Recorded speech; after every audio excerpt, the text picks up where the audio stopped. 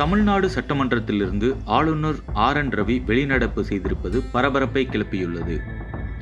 தமிழ்நாடு சட்டமன்ற கூட்டத்தொடர் இன்று தொடங்கியது. ஒவ்வொரு ஆண்டின் முதல் கூட்டத்தொடர் ஆளுநர் உரையுடன் தொடங்குவது வழக்கம்.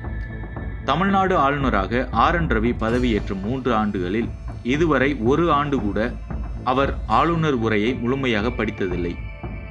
இதனால் இந்த முறையும் ஆளுநர் உரை மீது எதிர்பார்ப்பு நிலவியது. இந்த நிலையில் தமிழ்நாடு கூட்டத்தொடர் தொடங்கிய சில நிமிடங்களிலேயே தமிழ்நாடு ஆளுநர் ஆர்.என். ரவி சட்டமன்றத்திலிருந்து வெளியேறியுள்ளார். தேசிய கீதம் பாடப்பட வேண்டும் என்று ஆர்.என். ரவி கேட்டுள்ளார். ஆனால் மரபுப்படி தமிழ்தாய் வாழ்த்து மட்டுமே பாடப்படும் என்று சபாநாயகர் அப்பாவு கூறியதால் ஆளுநர் வெளியேறியுள்ளார் என முதல் கட்டமாக தகவல் வெளியானது. இந்நிலையில் ஆளுநரின் மைக் தொடர்ந்து அணைக்கப்பட்டது மற்றும் அவர் பேச அனுமதிக்கப்படவில்லை.